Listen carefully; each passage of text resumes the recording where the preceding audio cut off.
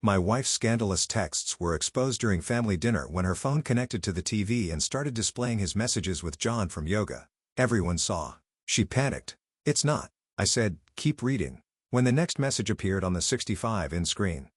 36 male. Never thought technology would be the thing that ended my marriage, but here we are. Sunday dinner.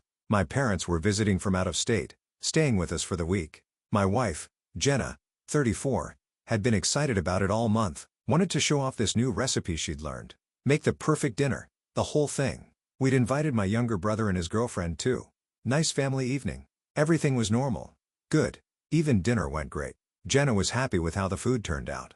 We moved to the living room for coffee and dessert. My dad's telling some long story about his neighbor's boat. Standard dad stuff. Jenna's phone is on the coffee table. She's in the kitchen getting more cream. The TV screen lights up. This massive thing we got last Black Friday. Her phone had connected to it. We do that sometimes to show vacation photos or whatever. Her messaging app pops up. Full screen. Contact name. John Yoga. Message preview. Still thinking about Thursday. You're incredible. When can we do that again? My brother sees it first. Goes completely still. His girlfriend makes this little gasping sound. My mom's coffee cup stops halfway to her mouth. I'm just staring. Brain not processing. Another message appears. Does your husband really not know? Babe, we've been doing this for months. Lay out. The room is dead silent except for my dad's voice trailing off. He's seen it too now. Jenna walks back in with the cream picture. Sees everyone's faces. Follows our stares to the TV screen. Third message pops up. God, Thursday was so good. You're way more fun than my wife. The color drains from Jenna's face like watching someone's soul leave their body in real time. That's not, she starts. Keep reading, I hear myself say. Voice sounds weird, distant. She lunges for her phone, grabs it, disconnects, but everyone saw it. My parents, my brother, his girlfriend. All of us just watched my wife's affair play out in 4K on a 65-inch screen. Nobody's saying anything. My mom looks like she might cry or throw up. Can't tell which. Everyone needs to leave. I say, sorry. Dinner's over. My brother moves fast, gets his girlfriend up, grabs their coats. My dad's already helping my mom to the door. She keeps looking back at Jenna, then at me. Can't read her expression. Jenna's frozen with her phone, mouth opening and closing like a fish. Mom, I can explain. She tries. My mom just shakes her head and leaves. Door closes. It's just us. It's not what you think, Jenna says. I actually laugh. Can't help it. Your boyfriend just texted you on a 65-inch screen in front of my mother. Which part am I misunderstanding? He's not my boyfriend. He called you babe.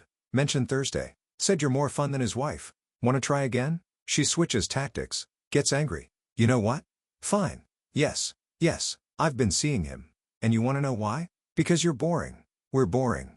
Nothing ever happens anymore. So, you decided to make something happen with John from yoga. Don't call him that. That's literally his name in your phone. Her face crumples, starts crying. It didn't mean anything. I don't know.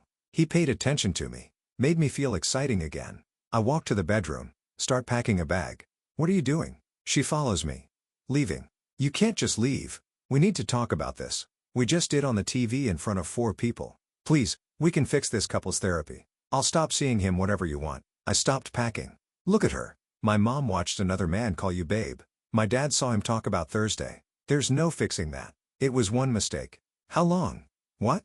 How long? She won't look at me. A few months. I go to the closet, grab her iPad, still logged into her messages, scroll through the conversation with John. Yoga goes back way further than a few months. You're a liar, I say. Shows her the iPad.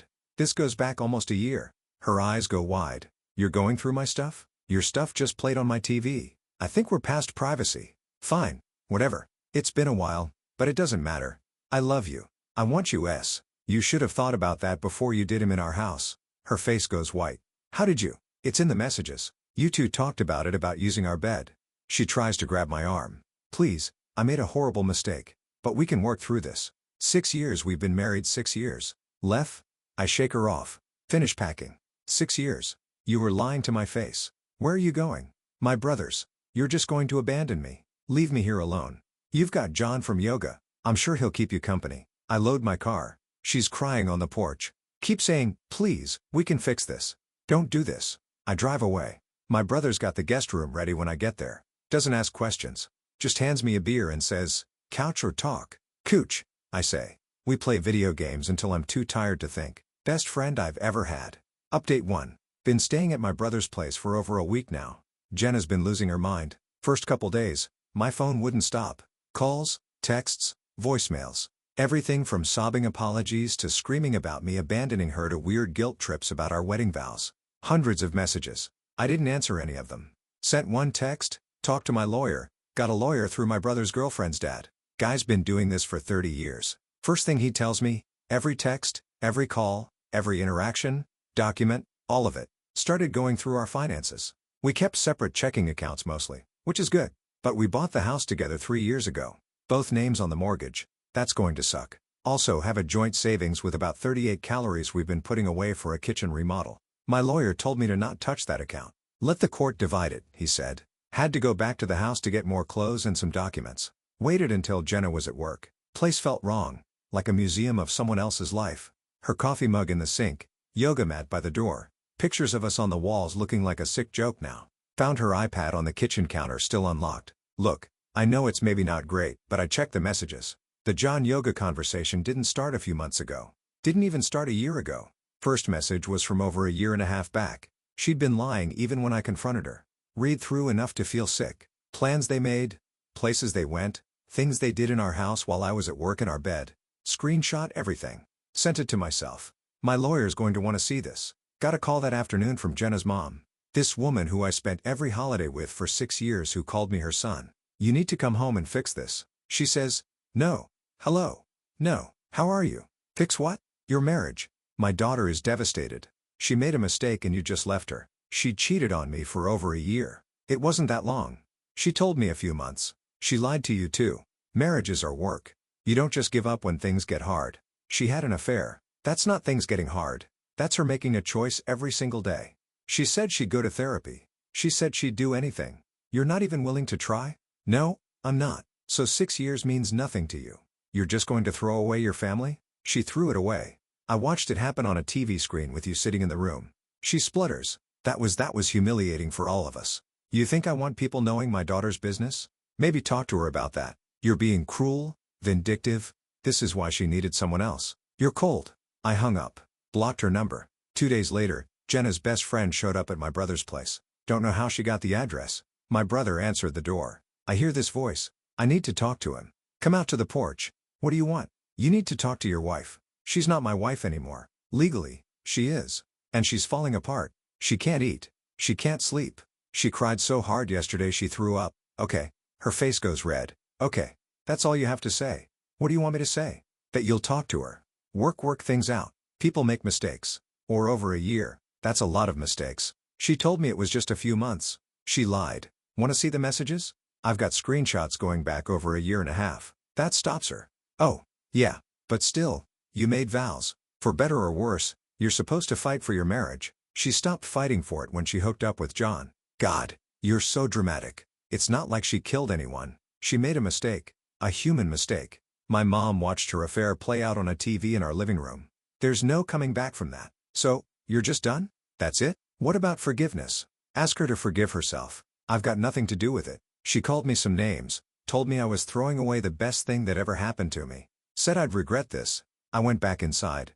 Next day, Jenna's lawyer called mine. Some guy who apparently thinks he can intimidate me into a favorable settlement. My client is willing to be reasonable about asset division if we can keep this quiet, he tells my lawyer. My lawyer asks what he means by quiet. Well, no need to air everything in court. My client made an error in judgment.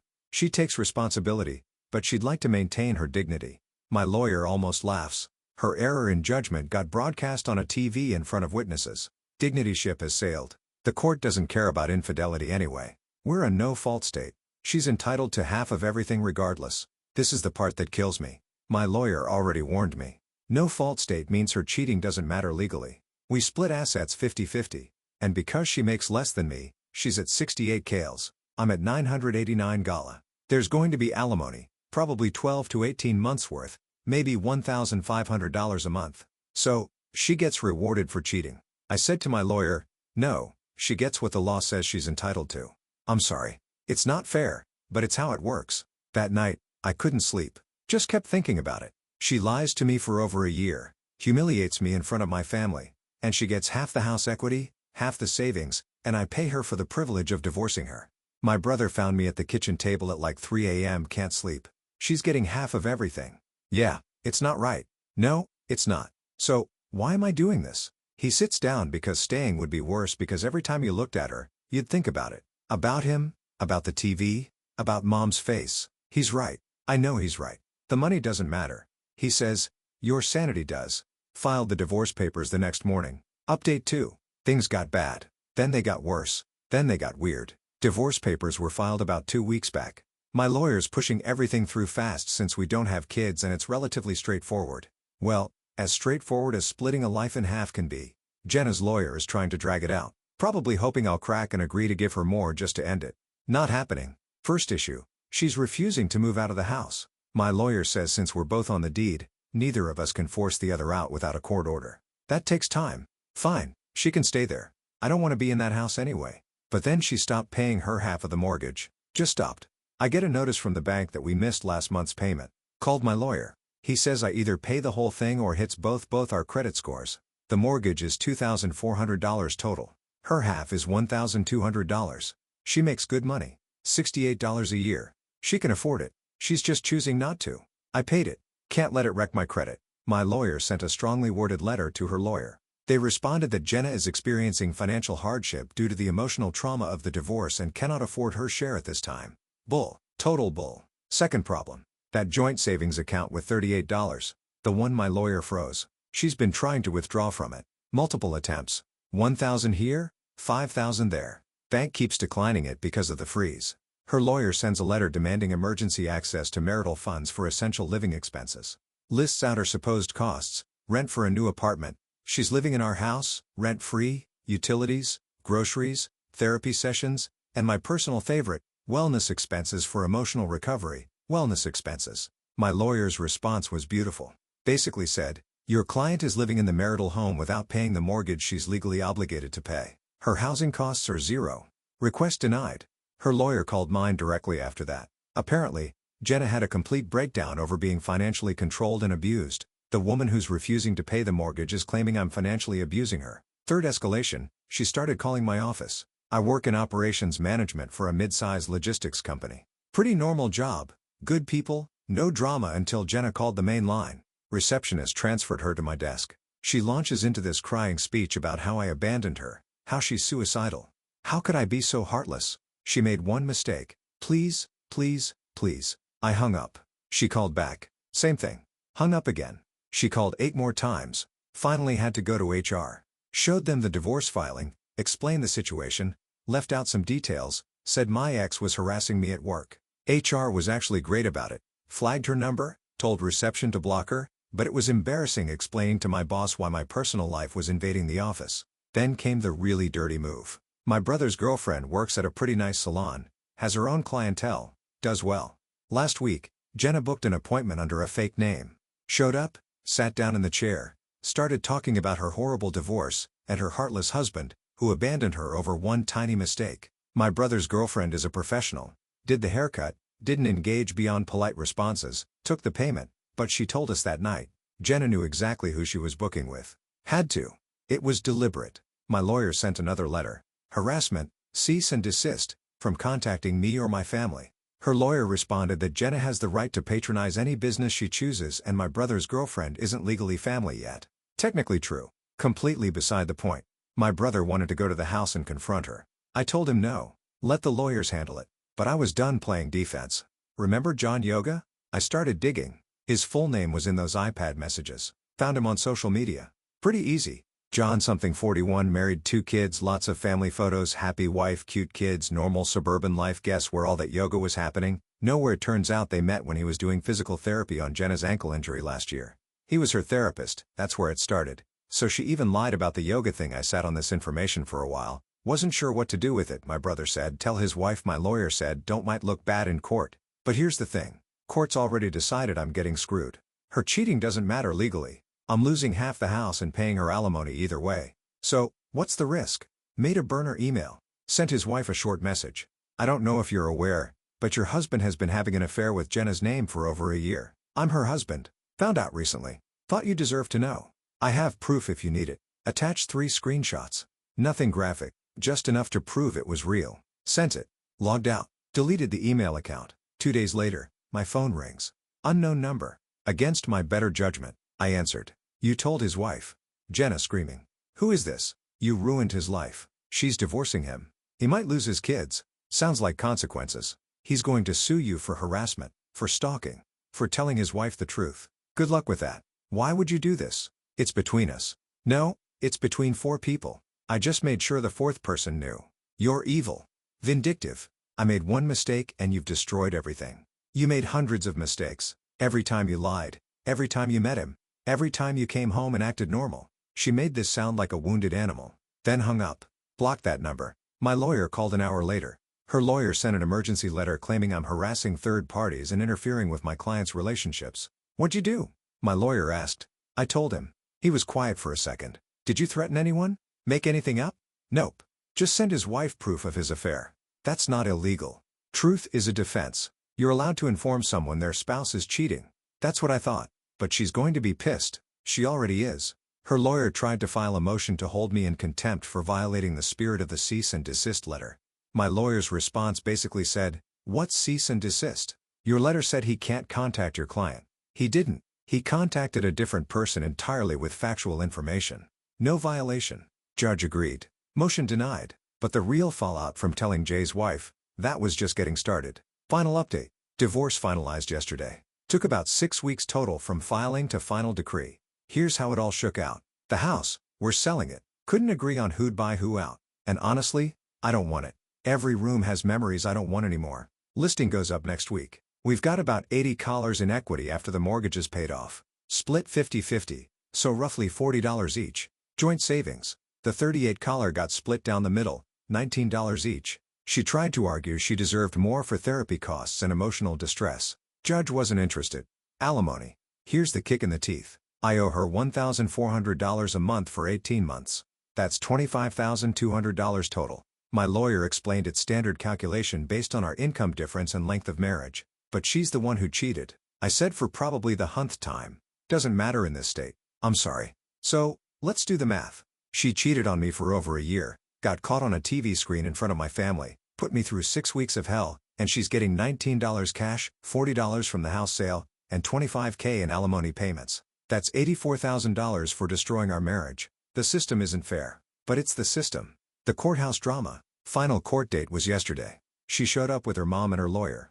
I came with my brother and my lawyer. We're in the hallway waiting. Her mom's glaring daggers at me. Jenna won't even look in my direction. Her lawyer approaches mine.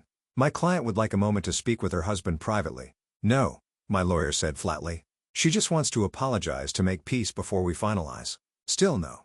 Her lawyer walks back, whispers something to Jenna. She stands up and starts walking toward me. Anyway, my lawyer physically steps between us. Do not approach my client. I just want to say sorry, Jenna says loudly. Please, I just need closure. You need closure, I say from behind my lawyer.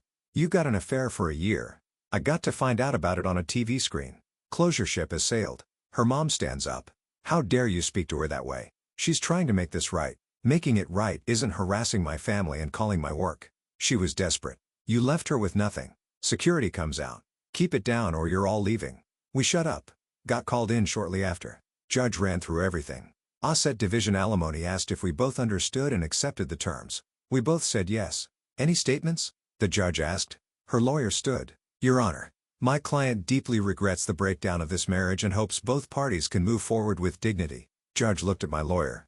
Counsel? Nothing, Your Honor. Divorce granted. That was it. 6 years over in 15 minutes. What I didn't expect. Remember John's wife I sent that email to? Turns out she's a family law attorney. The universe has a sense of humor. She filed for divorce immediately. And unlike my state, theirs does consider adultery an asset division. She took him apart, got the house, primary custody, significant child support, and alimony. She actually emailed me to say thank you. Said she'd suspected something but had no proof. My screenshots gave her everything she needed. She also mentioned John got fired. He's a physical therapist and apparently having an affair with a former patient. Jenna had been his patient is a major ethics violation. His wife reported him to both his employer and the state licensing board. Last she heard, he's facing license suspension and can't find work in his field anymore. Jenna found out about all this through mutual friends. Called me again from another unknown number. Are you happy? He lost everything. His job, his family, His career because of you.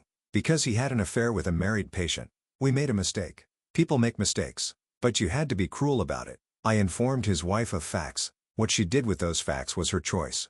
You ruined 2 families. No, you and John ruined 2 families when you started hooking up. I just made sure both families knew the truth. She hung up. I blocked that number too. Where things stand. Still at my brother's place, looking at apartments, something small just for me. Fresh start. The house closes in a few weeks. I'll get my check, move into my own place, start over. The alimony payments start next month. Set up automatic transfer so I never have to think about it.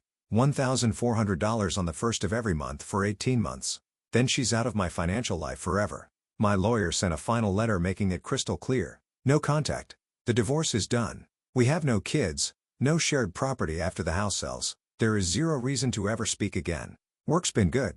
Boss pulled me aside last week. Said he respected how I handled a difficult situation and it showed maturity. Got my annual raise. Actually, small one, but still nice timing. My parents called over the weekend. Mom apologized for not reaching out sooner. Said she didn't know what to say after everything.